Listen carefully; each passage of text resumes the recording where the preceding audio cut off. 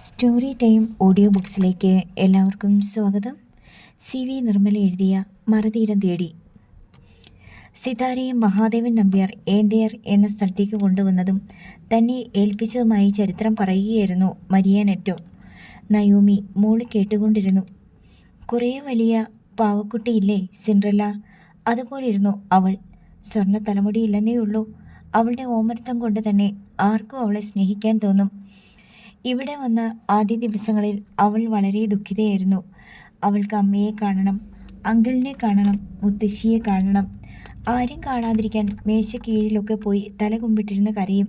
ഒച്ചയൊന്നും പുറത്ത് കേൾപ്പിക്കില്ല. ഭക്ഷണം കൊടുത്താൽ കഴിക്കാൻ മടിയാണ്. വിശപ്പില്ലാഞ്ഞോ ആഹാരത്തിനോ രുചിയില്ലാഞ്ഞോ അല്ല, മനോവിഷമം കൊണ്ടാണ്. ചെറിയ കുഞ്ഞല്ലേ, 2.5 വയസ്സേ ഉള്ളൂ. നമ്മൾ നോക്കുമ്പോൾ അതൊരു ടേണിംഗ് പോയിൻ്റ് എന്നോ ഒരു ജീവിത സംഭവം എന്നോ തോന്നും. പക്ഷെ ഒരു കുഞ്ഞിൻ്റെ മനസ്സിൽ കയറി നിന്ന് നോക്കുമ്പോഴേ അതിൻ്റെ വേദനയും വിഷമവും നിരാശയും മനസ്സിലാക്കാൻ പറ്റൂ. അഷ്ടമൂർത്തി പറഞ്ഞു. അതെ, അവളെ സംബന്ധിച്ചിടത്തോളം പരിചയമില്ലാത്ത വീട്, പരിചയമില്ലാത്ത ആളുകൾ, പരിചയമില്ലാത്ത ചുറ്റുപാടുകൾ, ഭക്ഷണത്തിൻ്റെ രുചിയും ആളുകൾ പെരുമാറുന്ന രീതിയും എല്ലാം വ്യത്യസ്തം. ആകെ അവൾക്കൊരു ആശ്രയം അവളേക്കാൾ അല്പം കൂടി മുതിർന്ന 2 കുട്ടികൾ മാത്രമാണ്, ജിൻസണും കെസിയയും. കെസിയയ്ക്ക് സിതാരയേക്കാൾ 1 വയസ്സേ ഉള്ളൂ കൂടുതൽ. ജിൻസണ് 4 വയസ്സിൻ്റെ മൂപ്പുണ്ട്. അവർ 2 പേരും അവളെ കളിക്കാൻ വിളിച്ചുകൊണ്ട് പോകും. കുട്ടികളുടെ കളിയല്ലേ, എന്തെങ്കിലും ഉരുട്ടിക്കളിയോ കളിപ്പാട്ടം കൊണ്ടുള്ള കളിയോ ഓടിക്കളിയോ അങ്ങനെ എന്തെങ്കിലും ആയിരിക്കും. പക്ഷേ സിതാര കളിക്കില്ല. ജിൻസണും കെസിയയും കളിക്കുന്നത് നോക്കിക്കൊണ്ട് താടിക്ക് 2 മുഷ്ടിയും ഊന്നി വെറുതെയിരിക്കും. കളികളൊന്നും അവളെ ആകർഷിക്കുന്നില്ല. അങ്ങനെ ഇരിക്കുമ്പോൾ കാണാം കണ്ണ് നിറഞ്ഞു വരുന്നതും കവിളത്തൂടെ കണ്ണീർ തുള്ളി ഉരുണ്ടു വീഴുന്നതും. നമ്പ്യാർ സാർ അപ്പോഴൊക്കെ എസ്റ്റേറ്റിലുണ്ടോ? 4 or 5 ദിവസം എസ്റ്റേറ്റ് ബംഗ്ലാവിലുണ്ടായിരുന്നു. ദിവസം 2 തവണയെങ്കിലും സിതാരയെ കാണാൻ വരും. അപ്പോൾ അവൾക്ക് ഇത്തിരി സന്തോഷം ഉണ്ടാകും. നമ്പ്യാർ സാർ പോയി കഴിയുന്നതോടെ മുഖം വാടും. മിയോന എന്നായിരുന്നു അന്ന് അവളുടെ പേര്. നയോമി എന്ന പേരിൻ്റെ മലയാളം ആൽഫബറ്റ്സ് മറിച്ചിട്ടാൽ കിട്ടുന്ന പേര്. നയോമിയും മിയോനയും അവളുടെ മുത്തശ്ശിയുടെ കണ്ടുപിടുത്തങ്ങളായിരുന്നെന്ന് പിന്നീട് നമ്പ്യാർ സാർ പറഞ്ഞിട്ടുണ്ട്. അവളെ ഇവിടെ കൊണ്ടുവന്നതിൻ്റെ പിറ്റേന്ന് തന്നെ നമ്പ്യാർ സാർ പറഞ്ഞു, മരിയ, കുട്ടിയുടെ പേര് മാറ്റണം. ആ പേര് പോലും അവളെ ഫോളോ ചെയ്യരുത് എന്ന്. അപ്പോഴും അവൾ ആരാണെന്ന് പറഞ്ഞിട്ടില്ലേ? അഷ്ടമൂർത്തി ചോദിച്ചു. ഒന്നും പറഞ്ഞില്ല. ചോദിക്കാനും ഭയം. പറയുന്ന ജോലി ചെയ്താൽ മതിയല്ലോ. നമ്പ്യാർ സാർ മലേഷ്യക്ക് പോകുന്നതിൻ്റെ തലേ ദിവസം ഇവിടെ വന്നപ്പോൾ മടിച്ചു ചോദിച്ചു, ഈ കുട്ടി ആരാണെന്ന്. ഞാൻ ദത്തെടുത്തതാണ് എന്നായിരുന്നു മറുപടി. പിന്നീട് എന്തെങ്കിലും ചോദിക്കാതിരിക്കാൻ വേണ്ടിയായിരിക്കും. കൂടുതലൊന്നും അറിയണ്ട എന്നുകൂടി പറഞ്ഞു. നമ്പ്യാർ സാറിൻ്റെ മോളാണെന്ന് സംശയം ഉണ്ടായിരുന്നോ? ഇല്ല. നമ്പ്യാർ സാറിന് പ്രായം 40 കഴിഞ്ഞിട്ടുണ്ടായിരുന്നു. അദ്ദേഹത്തിൻ്റെ ഭാര്യയും മക്കളും കോലാലംപൂരിലുണ്ട്. ഒരു ജാപ്പാനീസ് സൈനികൻ്റെ മകളെയാണല്ലോ അദ്ദേഹം വിവാഹം കഴിച്ചിരുന്നത്. എനിക്കറിയാം. അസുമി അനാറ്റ. ഞാൻ കണ്ടിട്ടുണ്ട്, സംസാരിച്ചിട്ടുമുണ്ട്. അവർക്ക് ഇംഗ്ലീഷ് അറിയാം. മക്കളെ അറിയുമോ? അഷ്ടമൂർത്തി ചോദിച്ചു. അവർ തീരെ കുട്ടികളായിരിക്കുമ്പോൾ കണ്ടിട്ടുണ്ട്. സന മഹാദേവൻ. അവൾ കല്യാണം കഴിച്ച് സിംഗപ്പൂരിലാണ് സെറ്റിൽ ചെയ്തിരിക്കുന്നതെന്നറിയാം. ആരോൺ ജന്മനാ തന്നെ ഭാഗ്യം കെട്ട കുട്ടിയായിരുന്നു. ഓട്ടിസം ബാധിച്ച് പരാശ്രയമില്ലാതെ ജീവിക്കാൻ പറ്റാത്തവൻ. ഇവരിൽ സനയെ ഞാൻ കണ്ടിട്ടില്ല. അവളൊരു ചൈനീസ് ബിസിനസ്സുകാരനെയല്ലേ കല്യാണം കഴിച്ചത്? അഷ്ടമൂർത്തി ചോദിച്ചു. അതെ, അതൊരു പ്രണയ വിവാഹമായിരുന്നു. നമ്പ്യാർ സാറിന് ഒട്ടും താല്പര്യമുണ്ടായിരുന്നില്ല.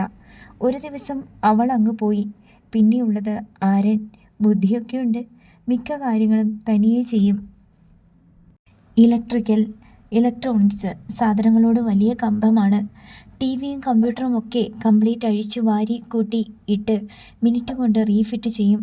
ആനിമേഷൻസും ഗ്രാഫിക്സും ഒക്കെ ഈസി ആയിട്ട് ചെയ്യും. പക്ഷേ കാറ്റ്, മഴ, ഇടിമിന്നൽ, വെള്ളം ഇതൊക്കെ പേടിയാണ്.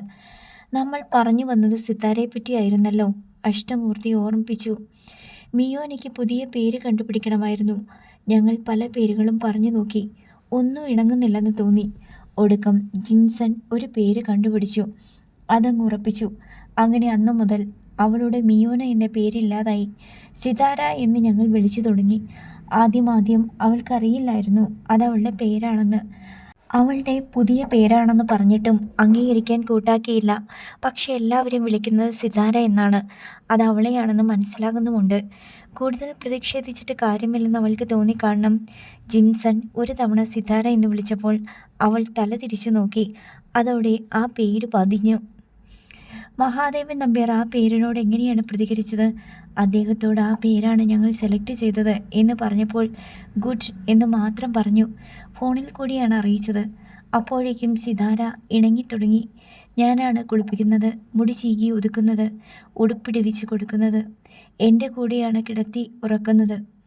എൻ്റെ വിചാരം മുഴുവൻ അദ്ദേഹത്തിൻ്റെ ഏതോ ആശ്രിതൻ്റെയോ അടുത്ത ബന്ധുവിൻ്റെയോ കുഞ്ഞാണെന്ന. 2.5 വയസ്സുള്ള ഒരു കുഞ്ഞ് പെട്ടെന്നുണ്ടായതല്ല, ഒളിപ്പിക്കാൻ ഇടമില്ലാഞ്ഞിട്ട് കൊണ്ടുവന്നതല്ല. ഇത്ര ഓമനത്തമുള്ള ഒരു കുഞ്ഞിനെ അച്ഛനമ്മമാർ ഉപേക്ഷിക്കുമെന്ന് കരുതാനും വയ്യ. ഏതെങ്കിലും സുഹൃത്തിൻ്റെയോ ബന്ധുവിൻ്റെയോ ദുരന്ത മരണം ആ കുഞ്ഞ് തനിച്ചായതിൻ്റെ പുറകിലുണ്ടായിരിക്കാം. അച്ഛനമ്മമാർ അപകട മരണത്തിനിരയായിട്ട് ഒറ്റപ്പെട്ടു പോകുന്ന കുഞ്ഞുങ്ങളില്ലേ? ഇങ്ങനെയൊക്കെയാണ് ഞാൻ സങ്കല്പിച്ചു വച്ചിരുന്നത്. മരിയ നെറ്റോ പറഞ്ഞു നിർത്തി. കുറച്ച് ശ്വാസമെടുത്തു. മുറ്റത്ത് നിന്ന് മിന്നുമോളുടെ കരച്ചിൽ കേട്ടപ്പോൾ നയോമി എഴുന്നേറ്റ് പുറത്തേക്ക് പോയി. എവിടുന്നോ ഓടിവന്ന ഒരു നായ മുറ്റത്തിൻ്റെ നടുക്ക് നിൽപ്പുണ്ടായിരുന്നു. അതിനെ കണ്ട് പേടിച്ചോടിയ മിന്നുമോൾ പടിയിൽ കാൽ തട്ടി വീണ് കിടന്ന് കരയുന്നുണ്ട്. നയോമി അവളെ വാരിയെടുത്തു. പക്ഷേ നായകൾക്ക് കാഴ്ചയേക്കാൾ ഗന്ധമാണ് പ്രധാനം. പരിചയമുള്ള ഒരാളുടെ ഗന്ധം വർഷങ്ങളുടെ ഇടവേളയ്ക്ക് ശേഷം അവൻ തിരിച്ചറിയും. മണം പിടിച്ച് തിരിച്ചറിയാൻ സാധ്യതയൊന്നുമില്ലല്ലോ. നയോമി അവന് പരിചയമില്ല. സിതാരയായിരുന്നെങ്കിൽ സംഗതി ശരിയാണ്. അവൾ ചിക്കുവിന് കുറേ ഭക്ഷണം കൊടുത്തിട്ടുണ്ട്. അവൻ്റെ ചെറുപ്പകാലത്ത് അവൾ അവനെയും വിളിച്ചുകൊണ്ട് നടക്കാൻ പോകുമായിരുന്നു തോട്ടത്തിൽ. പിന്നെ അവൾ അവനെ കൊണ്ട് ചില സർക്കസുകൾ ചെയ്യിക്കുമായിരുന്നു. ഷെയ്ഖ് ഹാൻഡ്, 2 കാലിൽ നടത്തം, കെട്ടിത്തൂക്കിയിട്ട് റൊട്ടി ചാടി കടിച്ചെടുക്കൽ, അങ്ങനെ ഓരോ കുസൃതികൾ. സിതാര പോയ ശേഷം അവൻ ഇവിടെ വരാറില്ലേ? വരും. ഞാൻ എന്തെങ്കിലും കൊടുത്താൽ കഴിക്കും. ഈ മുറ്റത്ത് വെയിലിലും തണലിലും മാറി മാറി കിടന്ന് വിശ്രമിക്കും. ആരൊക്കെയോ പ്രതീക്ഷിക്കുന്നത് പോലെ ഗേറ്റിന് നേർക്ക് നോക്കിക്കൊണ്ട് കാത് കൂർപ്പിച്ചിരിക്കും. ഇതൊക്കെ മിക്കവാറും പതിവുള്ളതാ. സിതാര ഇനിയും വരുമെന്ന് അവൻ പ്രതീക്ഷിക്കുന്നുണ്ടായിരിക്കും അല്ലേ? ആരാ പ്രതീക്ഷിക്കാത്തെ? മരിയ നെറ്റോയുടെ സ്വരം ആർദ്രമായി. അഷ്ടമൂർത്തി ചിക്കുവിനെ നോക്കി. അവൻ പോകാൻ ഉദ്ദേശമില്ലെന്ന് തോന്നി. മരിയ നെറ്റോ അവനോട് പറഞ്ഞു, അത് സിതാരയൊന്നുമല്ല. നീ ആ കുഞ്ഞിനെ പേടിപ്പിക്കാൻ വേണ്ടി ഇവിടെ കിടക്കണ്ട, പോയിക്കോ. ജിക്കു സംശയത്തോടെ മരിയ നെറ്റോയെ നോക്കി. നിന്നോട് തന്നെയാ പറഞ്ഞത്. ആ കൊച്ചിന് നിന്നെ കാണുന്നത് പേടിയാ. നീ പോയിക്കോ. ചിക്കു അഷ്ടമൂർത്തിയെയും മരിയയെയും നോക്കി. വീട്ടുവരാന്തയിലേക്ക് നോക്കി. പിന്നെ ഗേറ്റിലേക്ക് തിരിച്ചു നടന്നു. അവിടെ ചെന്ന് നിന്നിട്ടും ഒന്ന് തിരിഞ്ഞു നോക്കി. അവന് പോകാൻ ഒരു മടി. അഷ്ടമൂർത്തി പറഞ്ഞു. അവർ തിരിച്ച് ഗ്ലാസ് ജനാലകൾ കൊണ്ട് ഉടനീളം മറച്ച വരാന്തയിലേക്ക് കയറി. നിങ്ങൾക്ക് കഴിക്കാൻ എന്താ വേണ്ടത്? ഹോട്ടലിൽ നിന്ന് ഊണ് കഴിച്ചിട്ടാണ് ഞങ്ങൾ വന്നത്, അഷ്ടമൂർത്തി പറഞ്ഞു. ഓക്കെ, വൈകുന്നേരത്തേക്ക് നമുക്ക് പുറത്ത് എവിടെ നിന്നെങ്കിലും കഴിക്കാം. നിങ്ങൾ കൂടി ഞങ്ങളോടൊപ്പം ഉണ്ടാകണം. സന്തോഷമേ ഉള്ളൂ. എനിക്ക് അവളുടെ മുഖം കൂടെ കൂടെ കാണാമല്ലോ. സിതാരയെ ഇനി ഒരിക്കലും ജീവനോടെ കാണാൻ പറ്റില്ലല്ലോ എന്നോർത്ത് ഞാൻ വേദനിച്ചതിന് കണക്കില്ല. സിതാരയുടെ കൂടപ്പിറപ്പല്ലേ അവൾ. ഞാൻ അവളെയും സിതാരയായിട്ട് കണ്ടാൽ മതിയല്ലോ, മരിയ നെറ്റോ വിഷാദത്തോടെ പറഞ്ഞു. എന്നാൽ റെഡി ആയിക്കോളൂ. സിതാര പഠിച്ച സ്കൂൾ നയോമിക്ക് കാട്ടിക്കൊടുക്കാം. പിന്നെ എസ്റ്റേറ്റിലൊന്ന് പോകണം. ആ കുട്ടിക്ക് അതിലൊന്നും ഒരു താല്പര്യവും ഇല്ലാത്ത പോലെ. നമ്മൾ പറയുന്നതൊന്നും അവളെ സ്പർശിക്കുന്നത് പോലുമില്ലെന്ന് തോന്നുന്നു, മരിയ നെറ്റോ പറഞ്ഞു. അവൾക്ക് ഓർമ്മയുറച്ച ശേഷം ഇതുവരെ കണ്ടിട്ടില്ലാത്ത അവളുടെ ഇരട്ട സഹോദരി ജീവിച്ച വീടല്ലേ ഇത്? അവൾ ഇനിയൊരിക്കലും കാണാനിടയില്ലാത്ത സിതാരപ്പറ്റിയല്ലേ നമ്മൾ സംസാരിച്ചുകൊണ്ടിരുന്നത്? മാഡം, ഒന്നോർക്കണം, അവൾ ഓർമ്മശക്തി നഷ്ടപ്പെട്ടു പോയവളാണ്. അവൾ നയോമിയാണെന്ന് പോലും അവൾക്ക് അറിഞ്ഞുകൂടാ. 24 വയസ്സുള്ള ഒരു വലിയ കുട്ടി ഭൂമിയിലേക്ക് ജനിച്ചു വീണാൽ എങ്ങനെയിരിക്കും? അതിനെന്തറിയാം? 2-3 മാസം കൊണ്ട് കിട്ടിയ പരിചയങ്ങളേ ഉള്ളൂ. പക്ഷേ അവൾക്ക് ഡ്രസ് ചെയ്യാൻ അറിയാം, കുഞ്ഞിനെ നോക്കാൻ അറിയാം, എഴുതാനും വായിക്കാനും അറിയാം, അഭിനയിക്കാനും അറിയാം അല്ലേ? മരിയ നെറ്റോ ചോദിച്ചു. അവളുടെ ബ്രെയിനിൽ ഒരു ഷോർട്ട് സർക്യൂട്ട് ഉണ്ടായി. ഒരു ഡേറ്റ ബാങ്ക് പ്രവർത്തനരഹിതമായെന്നേ ഉള്ളൂ. തലച്ചോറ് മുഴുവൻ കത്തിപ്പോയിട്ടൊന്നുമില്ല, അഷ്ടമൂർത്തി പറഞ്ഞു. മരിയ നെറ്റോ അവരോടൊപ്പം പോകാൻ വേഷം മാറി ഒരുങ്ങി വന്നു. കാറിൽ കയറി അവർ യാത്ര തിരിച്ചു. ആദ്യം അവർ മർഫി മെമ്മോറിയൽ ഹയർ സെക്കൻഡറി സ്കൂളിലേക്കാണ് പോയത്. ആധുനിക രീതിയിൽ പണി കഴിപ്പിച്ച സ്കൂൾ കെട്ടിടത്തിന് മുൻപിൽ കാർ നിർത്തി. J Murphy memorial higher secondary school എന്നെഴുതിയ പ്രധാന കെട്ടിടം, മുറ്റത്ത് ചുവന്ന പൂക്കൾ ചൂടി അലങ്കൃതമായ വാഗമരം. ഇവിടെയാണ് സിതാര പഠിച്ചത്. എത്രയോ വർഷങ്ങൾ, മരിയ നെറ്റോ പറഞ്ഞു. മർഫി സാഹിബിൻ്റെ ഓർമ്മയ്ക്കായി സ്ഥാപിച്ച സ്കൂളാണിത്. മർഫി സാഹിബാണ് ഇന്ത്യയിൽ ആദ്യമായി റബ്ബർ തോട്ടം സ്ഥാപിച്ചത്. പണ്ട് കാടായിരുന്ന ഈ സ്ഥലം വെട്ടിത്തെളിച്ച് റബ്ബർ തോട്ടം നിർമ്മിച്ചു. അയർലൻഡുകാരനായിരുന്ന മർഫി സാഹിബിൻ്റെ അമ്മ ചെറുപ്പത്തിലേ മരിച്ചുപോയി. അമ്മയെ സ്മരിക്കാൻ വേണ്ടി എൻ തായ് ആർ എന്നാണ് എസ്റ്റേറ്റിന് പേരിട്ടത്. അന്ന് മലയാള ഭാഷയിൽ തമിഴിന് നല്ല സ്വാധീനം ഉണ്ടായിരുന്നു, പ്രത്യേകിച്ച് കിഴക്കൻ മേഖലകളിലെ എസ്റ്റേറ്റുകളിൽ. എൻ തായ് ആർ അഷ്ടമൂർത്തി ആ പേരുച്ചരിച്ചു. എൻ്റെ അമ്മ അവർകൾ ആണോ? അന്ന് അകാരമായിരുന്നോ ഒകാരമാണോ ഉപയോഗിച്ചിരുന്നതെന്ന് തീർച്ചയില്ല. എന്തായാലും കാലക്രമത്തിൽ അത് പറഞ്ഞ് ഏന്തിയാർ ആയി മാറി. ചെറിയ പുഴയാണോ മണിമലയാർ? നയോമി ചോദിച്ചു. ഇത് പുല്ലകയാർ എന്നാണ് ഇവിടുത്തുകാർ പറയുക. മണിമലയാറിൻ്റെ പോഷക നദിയാണ്, മരിയ നെറ്റോ പറഞ്ഞു. സ്കൂൾ വിടുന്ന സമയമായിരുന്നു. മണിയുച്ചയ്ക്ക് ശേഷം യൂണിഫോം അണിഞ്ഞ വിദ്യാർത്ഥികൾ പുറത്തേക്ക് ഒഴുകാൻ തുടങ്ങി. അവരുടെ തിക്കും തിരക്കും അവസാനിക്കുന്നതുവരെ അഷ്ടമൂർത്തിയും കൂട്ടരും സ്കൂൾ അങ്കണത്തിൽ തന്നെ നിന്നു. ദാ അപ്പുറത്ത് കാണുന്ന സ്കൂൾ ഗ്രൗണ്ട് ഇപ്പോൾ പ്രസിദ്ധമാണ്. മരിയ നെറ്റോ കൈ ചൂണ്ടിക്കാട്ടി. വാഗമണ്ണിൽ ഗ്ലൈഡർ പരിശീലനത്തിനും മത്സരത്തിനും വരുന്നവർ ആ ഗ്രൗണ്ടിലേക്കാണ് പറന്നിറങ്ങുന്നത്. ഓ, അതാണല്ലേ സ്ഥലം. അഷ്ടമൂർത്തി കൗതുകത്തോടെ നോക്കി. വാ, നമുക്ക് സ്റ്റാഫ് റൂമിലൊന്ന് കയറാം. സിതാരയെ പഠിപ്പിച്ച ടീച്ചേഴ്സിനെ പരിചയപ്പെടാം. അവർ നാൽവരും കൂടി സ്കൂളിൻ്റെ ഓഫീസിലേക്ക് ചെന്നു. അധ്യാപകർ വീട്ടിലേക്ക് മടങ്ങാനുള്ള തിടുക്കത്തിലായിരുന്നു. സ്റ്റാഫ് റൂമിൻ്റെ വാതിൽക്കലേക്ക് ചെന്ന് മരിയ നെറ്റോ പൊതുവായി പറഞ്ഞു. Good evening teachers. മരിയ നെറ്റോയെ ഒട്ടുമിക്ക ടീച്ചർമാർക്കും അറിയാം. പുതുതായി ജോലി കിട്ടി വന്നയാൾക്ക് മാത്രമേ പരിചയമില്ലാതെയുള്ളൂ. അഷ്ടമൂർത്തിയുടെ പിന്നിൽ നിന്ന് നീങ്ങി നിന്നപ്പോഴാണ് അധ്യാപകർ നയോമിയെ കണ്ടത്. ഗോഡ്, ഇതാരാ? നമ്മുടെ സിതാരക്കുട്ടിയല്ലേ? ലൂസി ടീച്ചർ വേഗം മുന്നോട്ട് വന്ന് നയോമിയുടെ കൈ പിടിച്ചു. നീ എന്താടി ഇങ്ങനെ പുറകിൽ പതുങ്ങി നിന്ന് കളഞ്ഞത്? ഞങ്ങളെ പറ്റിക്കാനോ അതോ സർപ്രൈസ് ആക്കാനോ? അപ്പോഴേക്കും മറ്റധ്യാപകരും കൂടി വന്ന് നയോമിയെ പൊതിഞ്ഞു. മരിയ നെറ്റോയും അഷ്ടമൂർത്തിയും അപ്രസക്തരായി. ഇവിടുന്ന് പോയ ശേഷം എപ്പോഴൊക്കെ ഏന്തയാറിൽ വന്നിട്ടുണ്ടോ അപ്പോഴൊക്കെ നീ ആദ്യം ഇങ്ങോട്ടല്ലേ ഓടിക്കേറി വരിക? മേരിക്കുട്ടി ടീച്ചർ ആശ്ചര്യത്തോടെ പറഞ്ഞു.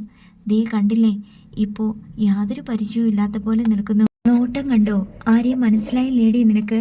നയോമി അവരെ ആരെയും നോക്കാതെ അഷ്ടമൂർത്തിയുടെ നേർക്ക് നോട്ടം വിട്ടു. സോറി. അഷ്ടമൂർത്തി അധ്യാപകരോട് ക്ഷമാപണം നടത്തി. അവൾക്ക് ഡിമെൻഷ്യയാണ്. കഴിഞ്ഞ വർഷം ഒരു ആക്സിഡൻ്റ് ഉണ്ടായി. മാസങ്ങളോളം കോമയിൽ കിടന്നു. ഹെഡ് ഇഞ്ചുറികളായിരുന്നു. പിന്നീട് അത്ഭുതകരമായി റിക്കവർ ചെയ്തു. പക്ഷേ കഴിഞ്ഞതൊന്നും ഓർമ്മയില്ല, സ്വന്തം പേര് പോലും. എല്ലാവരും അമ്പരപ്പോടെ നയോമിയെ നോക്കി. ആർക്കും വിശ്വസിക്കാൻ കഴിഞ്ഞില്ല. സിതാരയുടെ മരണം ആരും അറിഞ്ഞിട്ടില്ലെന്ന് അഷ്ടമൂർത്തിക്ക് ഇപ്പോൾ ബോധ്യമായി. നയോമി അയാളുടെ നേർക്ക് രൂക്ഷമായി നോക്കിക്കൊണ്ടിരുന്നു.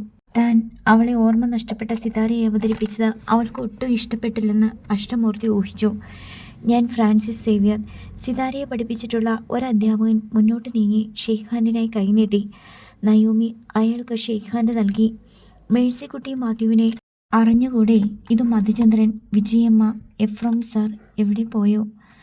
നയോമി ആരോടും ഒന്ന് പുഞ്ചിരിക്കുക പോലും ചെയ്തില്ല. നീ ഞങ്ങളുടെ കണ്ണിലുണ്ണിയായിരുന്നു, മേഴ്സിക്കുട്ടി മാത്യു നയോമിയോട് പറഞ്ഞു. സ്കൂൾ ലീഡർ, ഒന്നാം തരം പ്രസംഗിക, വോളിബോൾ പ്ലെയർ, അങ്ങനെ പല രംഗങ്ങളിലും നീ മറ്റുള്ളവരെക്കാൾ വളരെ മുൻപിലായിരുന്നു. നീ പിയാനോ വായിക്കും, ഓർമ്മയുണ്ടോ? ഇല്ല.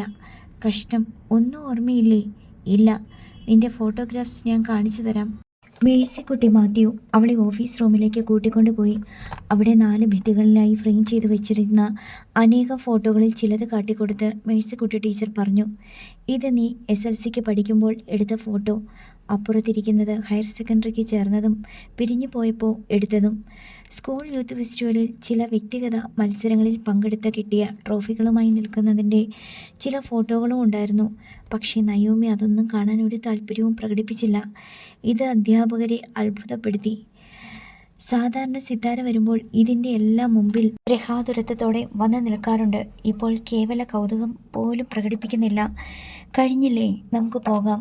നയോമി അസ്വസ്ഥത പ്രകടിപ്പിച്ച് അഷ്ടമൂർത്തിയോട് പറഞ്ഞു. സോറി, വേറൊരു ദിവസം വരാം. ഇന്ന് വല്ലാതെ ഡിസ്പ്രസ്ഡ് ആണവൾ. മരിയ നെറ്റോ അധ്യാപകരോട് ക്ഷമാപണം നടത്തി. നയോമി മിന്നുമോളുടെ കൈ പിടിച്ച് നടന്നു കഴിഞ്ഞു. വേറൊരു ദിവസം നമുക്ക് വിശദമായി പരിചയപ്പെടാം. അവളെ തിരിച്ചു കൊണ്ടുവരാൻ നിങ്ങളുടെയൊക്കെ സഹായം വേണ്ടിവരും. അഷ്ടമൂർത്തി അധ്യാപകരോട് വിനയാന്വിതനായി പറഞ്ഞു. അവരെല്ലാം അന്തം വിട്ടു നിൽക്കെ അഷ്ടമൂർത്തിയും മരിയ നെറ്റോയും നയോമിയെ പിന്തുടർന്ന് നടന്നുപോയി. കാറിനരികിൽ ചെന്ന് നയോമി കാത്തുനിന്നു. അവളുടെ കണ്ണിൽ കലഹത്തിൻ്റെ വിത്തുകൾ മുളപൊട്ടുന്നുണ്ടായിരുന്നു. എനിക്ക് ആ സ്കൂളുമായി എന്തു ബന്ധം? എന്നെ എന്തിനവിടെ കൊണ്ടുപോയി?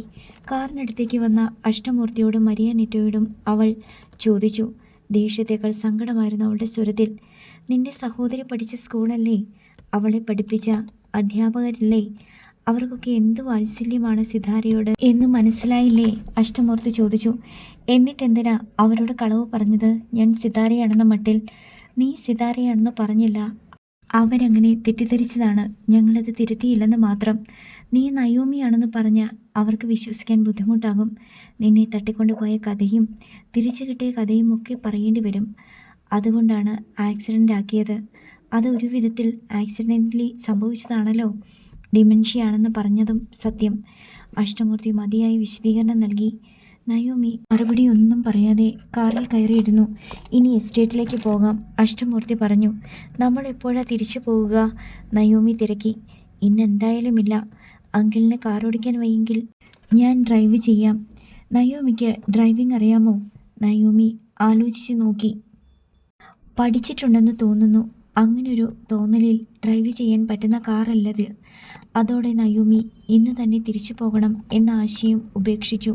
അഷ്ടമൂർത്തിക്ക് മരിയ നെറ്റോ എസ്റ്റേറ്റിലേക്കുള്ള വഴി കാട്ടിക്കൊടുത്തുകൊണ്ട് മുൻ സീറ്റിലിരുന്നു. മോറിസൺ എസ്റ്റേറ്റ് എന്ന ബോർഡ് വെച്ച ഗേറ്റ് കടന്ന് റബ്ബർ തോട്ടത്തിലൂടെ ഓടിയ കാർ എസ്റ്റേറ്റ് ബംഗ്ലാവിൻ്റെ മുറ്റത്ത് ചെന്ന് നിന്നു. അവിടെ വിശാലമായ മുറ്റത്ത് പലയിടത്തായി ഏതാനും വില കൂടിയ കാറുകൾ കിടപ്പുണ്ടായിരുന്നു. ഇന്ന് ഇവിടെ എന്തോ മീറ്റിംഗ് നടക്കുന്നുണ്ടെന്ന് തോന്നുന്നു. കുറേ നാളായി അടച്ചിട്ടിരിക്കുകയായിരുന്നു, മരിയ നെറ്റോ പറഞ്ഞു. ആരുടെ മീറ്റിംഗ്? ആർക്കാണ് ഇതിനുള്ളിൽ കയറാൻ അവകാശം? അഷ്ടമൂർത്തി ചോദിച്ചു. നമ്പ്യാർ സാറിൻ്റെ അനുജനും സഹോദരിയും അവരുടെ മക്കളും, മരിയ നെറ്റോ പറഞ്ഞു. മരിയ നെറ്റയും അഷ്ടമൂർത്തിയും കാറിന് പുറത്തിറങ്ങി. അപ്പോഴേക്കും ബർമൂഡയും മിലിറ്ററി ഡിസൈനിലുള്ള സ്ലാക്ക് ഷർട്ടും ധരിച്ച 2 പേർ കാറിനടുത്തേക്ക് വന്നു. ആരാ? എവിടുന്ന് വരുന്നു? അവർ അഷ്ടമൂർത്തിയോട് ചോദിച്ചു. നിങ്ങൾ ആരാണ്? മരിയ നെറ്റോ ചോദിച്ചു. ഞങ്ങൾ ഇവിടുത്തെ പുതിയ സെക്യൂരിറ്റി സ്റ്റാഫാണ്, ഒരാൾ പറഞ്ഞു. നിങ്ങളെയൊന്നും ഞാൻ ഇതിനു മുമ്പ് കണ്ടിട്ടില്ലല്ലോ. മരിയ നെറ്റോ ദേഷ്യപ്പെട്ടു. ഞാൻ ഈ എസ്റ്റേറ്റ് ഓഫീസിലെ ജോലിക്കാരിയാണ്. അതെല്ലാം പണ്ട്. ഇപ്പോൾ പുതിയ മാനേജ്മെൻറ്റിൻ്റെ കീഴിലാണ് എസ്റ്റേറ്റും ഫാക്ടറി ഓഫീസും. പുതിയ മാനേജ്മെൻറ്റിനെ ഒന്ന് പരിചയപ്പെടാമല്ലേ? അഷ്ടമൂർത്തി പറഞ്ഞു. ഇപ്പോൾ സാധ്യമല്ല. മാനേജ്മെൻറ്റിൻ്റെ ആളുകൾ വളരെ അടിയന്തരമായിട്ടൊരു മീറ്റിംഗ് കൂടിയിരിക്കുകയാണ്. അത് കഴിഞ്ഞിട്ട് മാത്രമേ നിങ്ങൾക്ക് കാണാൻ പറ്റൂ. അതും അവർ അനുവദിച്ചാൽ മാത്രം. ശരി, ഞങ്ങളിവിടെ വെയിറ്റ് ചെയ്യാം. മീറ്റിംഗ് കഴിയട്ടെ, മരിയ നെറ്റോ പറഞ്ഞു. ഇവിടെ വെയിറ്റ് ചെയ്യാൻ പറ്റില്ല. മുൻകൂട്ടി അനുവാദം വാങ്ങാതെ ഈ കോമ്പൗണ്ടിനുള്ളിൽ കടക്കാൻ പോലും പറ്റില്ല. തർക്കിച്ചിട്ട് കാര്യമില്ലെന്ന് അഷ്ടമൂർത്തിക്ക് മനസ്സിലായി. ശരി, ഞങ്ങൾ പിന്നെ വരാം. അഷ്ടമൂർത്തി മരിയ നെറ്റയെ വിളിച്ചുകൊണ്ട് കാറിൽ കയറി. അവർ കോമ്പൗണ്ടിന് പുറത്ത് കടന്നു. നമുക്ക് സമയമുണ്ട്. എസ്റ്റേറ്റ് ഒന്ന് കാണാം, അതിൻ്റെ ബൗണ്ടറികൾ, ക്വാർട്ടേഴ്സുകൾ. അപ്പോഴേക്കും ഒരു പക്ഷേ അവരുടെ മീറ്റിംഗ് കഴിഞ്ഞേക്കും, അഷ്ടമൂർത്തി പറഞ്ഞു. മരിയ നെറ്റയ്ക്ക് വിസമ്മതമൊന്നുമില്ല. നയോമിക്ക് എല്ലാം കാട്ടിക്കൊടുക്കേണ്ടത് തന്നെയാണ്. അവളാണ് അനന്തരാവകാശി. അഷ്ടമൂർത്തി എസ്റ്റേറ്റ് റോഡിലൂടെ കാർ ഓടിച്ചുകൊണ്ടിരുന്നു. മരിയ നെറ്റോ നിർദ്ദേശങ്ങൾ നൽകിക്കൊണ്ടിരുന്നു. കൊടും വളവുകളും കയറ്റങ്ങളും താണ്ടി കാർ മലമുകളിലേക്ക് പോയിക്കൊണ്ടിരുന്നു. മരിയ നെറ്റോ യാത്രക്കിടയിൽ സ്ഥലവിവരങ്ങൾ നൽകുന്നുണ്ടായിരുന്നു. ഒരു വശത്ത് ഉറുമ്പി മലനിരകൾ, മറ്റൊരു വശത്ത് പോത്തൻ മല, കുട്ടിക്കാനം, പെരുവന്താനം മലനിരകൾ മൂന്നാമത് വശത്ത്. 3 വശവും മലകളാൽ ചുറ്റപ്പെട്ടതിനു താഴെ കൊച്ചുകുട്ടിയുടെ കളിപ്പാട്ടക്കളം പോലെ ഏന്തയാർ ടൗൺ. ഇതെല്ലാം നമ്പ്യാർ സാറിൻ്റെ എസ്റ്റേറ്റിൽ പെട്ടതാ. ഓരോ മലമടക്കും താഴ്വാരങ്ങളും കാട്ടിക്കൊടുത്ത് മരിയ നെറ്റോ വിശദീകരിച്ചു. തോട്ടത്തിൻ്റെ വിവിധ ഭാഗങ്ങളിൽ സ്ഥിതി ചെയ്യുന്ന തൊഴിലാളി ലയങ്ങൾ, ചെറിയ മലഞ്ചെരുവുകളിലൂടെ ഒഴുകുന്ന അരുവികൾ, തൊഴിലാളികൾ കയ്യേറിയ സ്ഥലങ്ങൾ, മലകളുടെ മുകളിൽ നിന്ന് മൂടൽമഞ്ഞ് പടർന്നു തുടങ്ങിയപ്പോൾ മരിയ നെറ്റോ പറഞ്ഞു, തിരിച്ചു പോകാം. കോടമഞ്ഞ് വീണാൽ യാത്ര ബുദ്ധിമുട്ടാകും. അഷ്ടമൂർത്തി കാർ തിരിച്ച് വന്ന വഴിയിലൂടെ തന്നെ ഓടിച്ചു നീങ്ങി. എസ്റ്റേറ്റിൻ്റെ ഒരു ഏകദേശ ചിത്രം കിട്ടിയല്ലോ? അഷ്ടമൂർത്തി നയോമിയോട് ചോദിച്ചു. നയോമി തലയാട്ടി. എത്ര ഏക്കർ വരുമെന്ന നയോമിയുടെ ഒരു മനക്കണക്ക്? മരിയ നെറ്റോ ചോദിച്ചു. എനിക്കിതിൻ്റെ മെഷർമെൻറ്റ്സ് ഒന്നും വലിയ പിടിയില്ല. എന്നാലും ഒരു ഏകദേശം 250 വരും അല്ലേ? നയോമി ചോദിച്ചു. 250 എന്താണ്? ചക്കയാണോ മാങ്ങയാണോ തേങ്ങയാണോ? ഏക്കർ. അതല്ലേ ലാൻഡിൻ്റെ മെഷർമെൻറ്റ്. 800 ഏക്കറിൽ കൂടുതലുണ്ട്, അറിയാമോ? മരിയ നെറ്റോ പറഞ്ഞു. റബ്ബറും തേയിലയും കൃഷി ചെയ്തിരിക്കുന്ന ഭൂമി മാത്രമല്ല, കൈവശത്തിലിരിക്കുന്നതും കൂടി ചേർത്ത് കാടും വള്ളിപ്പടർപ്പും കീഴ്ക്കാന്തൂക്കായ മലച്ചെരിവും പാറക്കെട്ടുകളും ഒക്കെയുള്ള കുറേ പുറംബോക്സ് വേറെയും. അതും എസ്റ്റേറ്റിൻ്റെ ഭാഗമായിട്ടാണ് കണക്കാക്കുന്നത്. പോയ വഴിയെ തിരിച്ച് പാതി ദൂരം പിന്നിട്ടപ്പോഴേക്കും മൂടൽമഞ്ഞ് എമ്പാടും വ്യാപിച്ചു കഴിഞ്ഞു. അതോടൊപ്പം ഇരുട്ടും വ്യാപിച്ചു. ഇത് വലിയ ബുദ്ധിമുട്ടാണ്. ഡ്രൈവിങ്ങിനിടയിൽ അഷ്ടമൂർത്തി പറഞ്ഞു. ഇരുട്ടും മൂടൽമഞ്ഞും കാരണം റോഡ് കാണാൻ പറ്റുന്നില്ല. തീരെ വേഗം കുറച്ചാണ് അഷ്ടമൂർത്തി കാർ ഓടിച്ചത്. ഇതുകൂടാതെ വേറെയും എസ്റ്റേറ്റുകളുണ്ടോ? നയോമി അത്ര താല്പര്യമില്ലാത്ത മട്ടിൽ ചോദിച്ചു. എന്തെങ്കിലും സംസാരിക്കണമല്ലോ എന്ന് കരുതി ചോദിക്കുകയാണെന്ന് അഷ്ടമൂർത്തിക്കും മരിയ നെറ്റോയ്ക്കും മനസ്സിലായി. ചെങ്കോട്ടയിലെ മഹാദേവൻ പ്ലാന്റേഷൻസ്, പിന്നെ ഊട്ടിക്കടുത്ത് കൂനൂരിൽ ഒരു തേയിലത്തോട്ടം വാങ്ങിയിട്ടുണ്ടായിരുന്നു. കൊച്ചിയിൽ തൃപ്പൂണിത്തറയ്ക്കടുത്ത് 120 ഏക്കറോളം വരുന്ന ഭൂമിക്ക് മഹാദേവൻ നമ്പ്യാരുടെ അച്ഛൻ്റെ ഒസ്യത്ത് പ്രകാരം അവകാശമുണ്ട്. അതുകൂടാതെയാണ് കൊച്ചിയിലും ചെന്നൈയിലും പൂനെയിലുമുള്ള ഫ്ലാറ്റുകളും ഡൽഹിയിലെ വില്ലയും. അഷ്ടമൂർത്തി വിശദീകരിച്ചു. എല്ലാം അന്യാധീനപ്പെട്ടു പോകുമല്ലോ? മരിയ നെറ്റോ പരിതപിച്ചു. അവകാശം സ്ഥാപിച്ചെടുക്കേണ്ട ആൾക്ക് അതിലൊന്നും ഒരു താല്പര്യവും ഇല്ലാത്ത പോലെയാണ് കാണുന്നത്. എനിക്ക് താല്പര്യമൊക്കെയുണ്ട്, പക്ഷെ അതിനുവേണ്ടി ജീവൻ കളയണോ? നയോമി ചോദിച്ചു. ജീവൻ കളയണമെന്ന് ആരെങ്കിലും പറഞ്ഞോ? അഷ്ടമൂർത്തി നീരസം പൂണ്ടു. എൻ്റെ അച്ഛന് ജീവൻ നഷ്ടപ്പെട്ടത് ഈ സ്വത്തുക്കളുടെ പേരിലല്ലേ? സിതാര മഹാദേവനെ വകവരുത്തിയതിൻ്റെ കാരണവും അതുതന്നെയായിരിക്കുമല്ലോ. മരിയ നെറ്റോ അതിനൊരു മറുപടി പറയുമെന്ന് കരുതി. അഷ്ടമൂർത്തി മിണ്ടാതിരുന്നു. മരിയ നെറ്റോ പക്ഷെ മിണ്ടുന്നില്ല. ഞാനൊരു കാര്യം ചോദിക്കാൻ വിട്ടുപോയി. സിതാര മഹാദേവൻ നമ്പ്യാരുടെ സ്വന്തം മകളാണെന്നറിഞ്ഞ ശേഷം നിങ്ങളുടെ നിലപാട് എന്തായിരുന്നു? അഷ്ടമൂർത്തി വിഷയം മാറ്റി. അതായത് നിങ്ങളുടെ വീട്ടിലെ കുട്ടിയായിരുന്നവൾ പെട്ടെന്ന് ഒരു വലിയ പണക്കാരൻ്റെ മകളായി മാറുമ്പോഴുള്ള നിങ്ങളുടെ മനോഭാവത്തെക്കുറിച്ചാണ് ചോദിച്ചത്. മനോഭാവത്തിനൊരു മാറ്റവുമില്ല. അവൾ ഞങ്ങളുടെ കുട്ടി തന്നെ അപ്പോഴും. അദ്ദേഹത്തിൻ്റെ ഏതോ ബന്ധുവിൻ്റെ മകളാണെന്ന് വിശ്വസിച്ച് തന്നെയല്ലേ വളർത്തിയത്? മകളാണെന്നറിഞ്ഞപ്പോൾ അത്ഭുതം തോന്നിയെന്നല്ലാതെ ബഹുമാന കൂടുതലോ വാത്സല്യ കൂടുതലോ തോന്നേണ്ട കാര്യമില്ലായിരുന്നു. അവൾക്ക് ഞങ്ങൾ കൊടുക്കുന്നതിനേക്കാൾ കൂടുതലായി ഒന്നും കൊടുക്കാനില്ലായിരുന്നു എന്നതായിരുന്നു സത്യം. മരിയ നെറ്റോ പറഞ്ഞു. സിതാരയ്ക്ക് നിങ്ങളോടുള്ള സമീപനത്തിൽ എന്തെങ്കിലും വ്യത്യാസം ഉണ്ടായോ? ഞങ്ങളെ വിട്ടു പോകേണ്ടി വരുമോ എന്നത് മാത്രമായിരുന്നു അവളുടെ പേടി. നമ്പ്യാർ സാറിൻ്റെ മകളാണെന്നതൊക്കെ സന്തോഷം തന്നെ, പക്ഷെ അവൾക്ക് ജീവിതം ഇവിടെ തന്നെ മതി. പക്ഷേ അവൾ ഭയന്നത് തന്നെ സംഭവിച്ചു. നമ്പ്യാർ സാർ വന്ന് അവൾക്ക് പാസ്പോർട്ട് എടുപ്പിച്ചു, വിസ ശരിയാക്കി. പോകാൻ അവൾക്ക് ഒട്ടും മനസ്സിലായിരുന്നല്ലോ. മഹാദേവൻ നമ്പ്യാർ വല്ലാതെ നിർബന്ധിച്ച് കാണും അല്ലേ? അങ്ങനെ നിർബന്ധിക്കുന്ന ആളല്ല. ഒരു കാര്യം ഒന്നിൽ കൂടുതൽ തവണ പറയാറില്ല. നമ്പ്യാർ സാർ പറഞ്ഞാൽ അതൊരു കോടതി വിധി പോലെയാണ്. പക്ഷേ അവൾക്ക് വിഷമമുണ്ടെന്ന് അദ്ദേഹം മനസ്സിലാക്കി. സ്ഥിരമായിട്ട് കൊണ്ടുപോവുകയല്ല, കുറച്ചുനാൾ ക്വാലാലംപൂരിൽ താമസിച്ചിട്ട് തിരികെ വരാമെന്ന് പറഞ്ഞു. ആ സമാധാനത്തിലാണ് അവൾ പോയത്. അവിടെ ക്വാലാലംപൂരിൽ സിതാരയുടെ അവസ്ഥ എന്തായിരുന്നു? അവിടെ അവൾ സന്തോഷവതി ആയിരുന്നുവെന്ന് എനിക്ക് തോന്നിയിട്ടില്ല. പക്ഷെ അവൾ അങ്ങനെയാണ് ഭാവിച്ചിരുന്നത്. എല്ലാവരോടും സന്തോഷത്തോടെ ഇടപെടുന്ന പ്രകൃതമായിരുന്നു സിതാരയുടേത്. അവളുടെ ഉള്ളിൽ സങ്കടമുണ്ടോ ഇല്ലയോ എന്ന് നമുക്ക് പെട്ടെന്ന് അറിയാൻ പറ്റില്ല. മരിയ നെറ്റോ പറഞ്ഞു. ഞാൻ ചോദിച്ചത് മഹാദേവൻ നമ്പ്യാരുടെ ഭാര്യയും മക്കളും അവളോട് എങ്ങനെ പ്രതികരിച്ചു എന്നാണ്. അഷ്ടമൂർത്തി വ്യക്തമാക്കി. എനിക്ക് മനസ്സിലായി സർ. ഭർത്താവിന് താൻ അറിയാതെ ഒരു മകളുള്ളത്. ലോകത്ത് ഏതൊരു സ്ത്രീയെയാണ് സന്തോഷിപ്പിക്കുക? അല്ലെങ്കിൽ പൊട്ട ബുദ്ധിയായിരിക്കണം. താൻ അറിയാത്ത മകൾ എന്നാൽ അതിനർത്ഥം താൻ അറിയാത്ത ഒരു സ്ത്രീ ഭർത്താവിനുണ്ടായിരുന്നു എന്നാണ്. മകളല്ല, അവളെ പ്രസവിച്ച സ്ത്രീയെക്കുറിച്ചുള്ള വിചാരമാണ് കുത്തി നോവിക്കുന്ന വാൾമുന. ഒരു കുട്ടി ജനിച്ചത് അത്ര വലിയ പ്രശ്നമല്ല, പക്ഷേ അതിനു പുറകിൽ ഭർത്താവിൻ്റെ പരസ്ത്രീ സ്പർശമുണ്ട്.